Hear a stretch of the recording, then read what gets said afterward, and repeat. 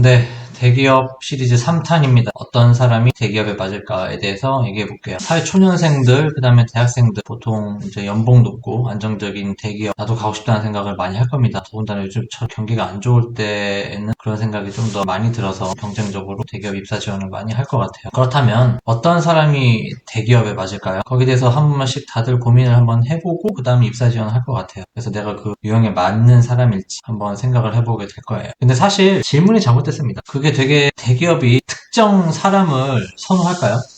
예를 들어서 계속 적극적인 사람만 좋아할까요? 아니면 엄청 집중력만 좋은 사람을 계속 원할까요? 아니면 뭐 항상 기분이 업돼 있는 성격, 뭐 그런 성격의 사람을 계속 좋아할까요? 그렇지 않거든요. 한번 좀 생각을 해봤어요. 대기업이 어떤 사람을 원할까를 먼저 보려면 대기업이 어떤 상황에 처해 있는지, 어떤 특성을 갖고 있는지 한번 이해해보면 좋을 것 같죠. 그래서 제가 보기에 대기업은 여러 특징들이 있는데, 우리가 대기업이라고 정의하는 곳은 보통 이런 특징을 갖고 있는 것 같아요. 큰 조직을 가지고 있고, 3년, 5년 레벨이 아니라 거의 한 30년, 40년 이상 된 장기 비즈니스를 계속하고 있고, 그리고 그 비즈니스 분이 복잡하고 다양할 정도로 많다. 그리고 한국 내수보다는 해외를 대상으로 하는 비즈니스가 많다는 특성이 많이 있을 것 같아요. 그래서 삼성, 현대, LG, SK 뭐 이런 대기업들, 그리고 이런 특징은 아마 해외 대기업들도 마찬가지일 겁니다. 예를 들어서 해외 대기업 유명한 것들 보면은 엑손모빌 예를 들면 똑같은 특성이 있고, 그 다음에 우리가 좋아하는 코카콜라도 거의 똑같을 겁니다. 코카콜라도 음료군이 엄청 많거든요. 그래서 그런 대기업들의 특성을 좀 잘 이해를 하고 하나씩 좀 구체적으로 생각을 해보면, 일단 큰 조직에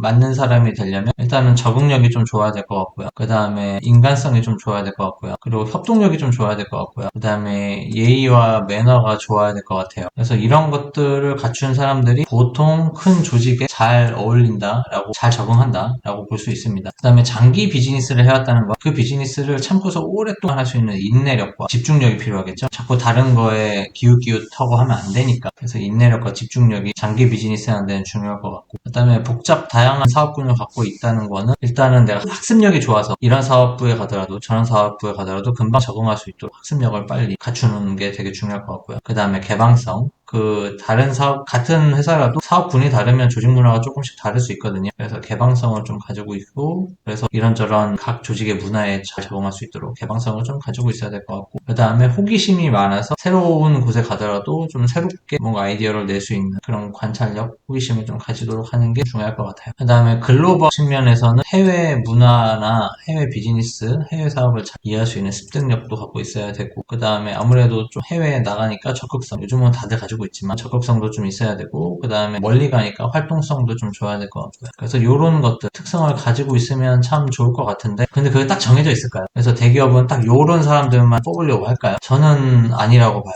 대기업은 큰 조직을 갖고 있고 여러 개별의 셀 단위의 문화, 그 다음에 전체 조직의 문화를 경직적으로 운영하면 안 되기 때문에 그렇지 않아요. 그래서 제가 만약에 신입이라면 나의 가능성을 좀 보여주는 게 좋을 것 같아요. 왜냐면 대기업은 다른 중소기업이나 벤처기업과 달리 사람을 육성한 시간과 자본이 있기 때문이에요. 보통 신입사원 뽑으면 한 1년 정도는 육성기간이라고 생각을 합니다. 대기업에서는 실질적으로 업무 투입해서 그 사람이 성과를 내는 걸 크게 기대를 안 해요. 근데 보통 이제 가면은 내가 대기업에 신입으로 들어가면 아무래도 내가 당장 업무에 투입돼서 엄청 바쁘게 일할 거라고 생각하지만, 뭐 저도 그랬고, 신입이 대기업에 들어가면 보통 최소 한 6개월 정도는 트레이닝 기간을 가집니다. 그렇기 때문에 거기에 선택받아서 내가 육성될 수 있도록 그런 준비를 잘 해야 돼요. 그래서 그런 걸 하기 위해서 여러분들 요즘 다 바쁘시죠. 뭐 수상 경력도 만들고 자격증도 만들고 해외 경력도 만들고 이런 것들 열심히 노력하시는데, 이거 있으면 좋은데 이게 다는 아닌 것 같아요. 저도 이런 거 없이 대기업에 입사했고 제 주변에 다른 사람들도 이런 거 없이 입사한 분들 많이 계세요. 그래서 어떤 거를 좀 보여주면 좋을까 좀 생각을 해봤는데, 만약에 신입이라면 저는 한 요 정도는 볼 것 같아요. 이 사람이 좀 적극적인 사람이냐, 그래서 어떤 미션이 주어졌을 때 일단 웅크리지 않고 빨리빨리 실행을 해서 이 업무를 받아들일 수 있는 그런 적극성을 가졌느냐, 그래서 방구석에 계속 있는 사람보다 방구석은 좀 답답해야 하는